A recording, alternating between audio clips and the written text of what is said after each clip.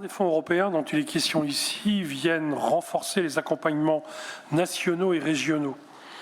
Et une autre part constitue l'essentiel des aides auxquelles les demandeurs ont droit au nom des règles de la Commission contre les distorsions de concurrence.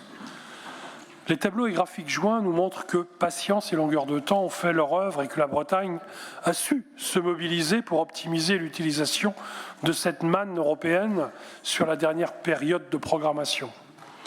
Gageons que nous saurons défendre l'intérêt des Bretonnes et des Bretons pour la prochaine.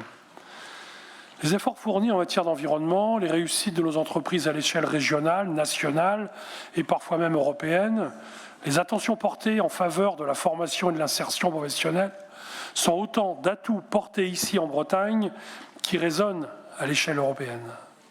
Ces bonnes performances ne doivent pas cacher des difficultés profondes liées à l'animation et à la gestion de ces fonds. Comme chacun de nous ici, j'imagine, nous pensons d'abord à nos agriculteurs.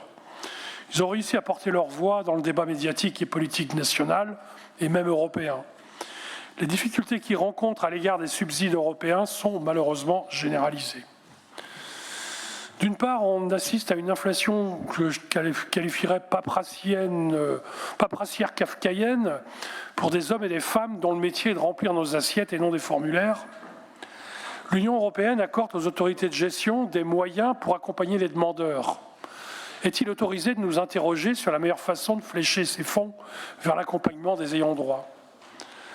D'autre part, une culture du contrôle et de la régulation draconienne qui oblige ces agriculteurs à mener leur exploitation en fonction des normes européennes plutôt qu'en faisant appel au bon sens paysan. Cette opulence normative s'impose sur tous les fonds européens et provoque la même sensation de privation de liberté pour une part importante des demandeurs, qu'ils soient agriculteurs, capitaines d'industrie ou responsables associatifs.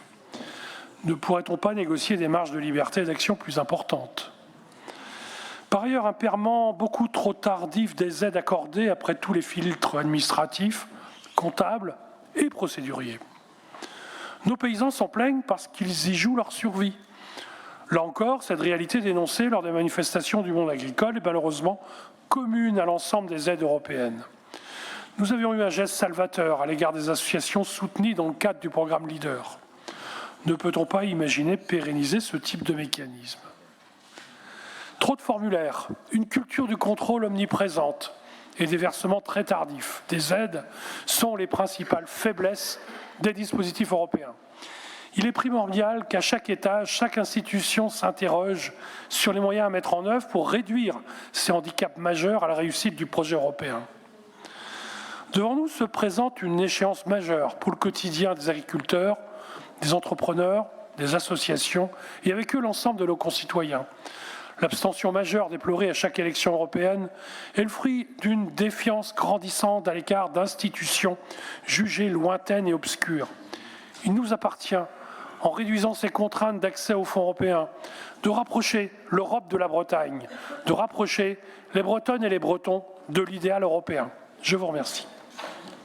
Merci. Parole à Gilles Pédel. Oui, merci Monsieur le Président. Donc, quelques points sur ces 8 programmes, je crois, je ne me suis pas trompé.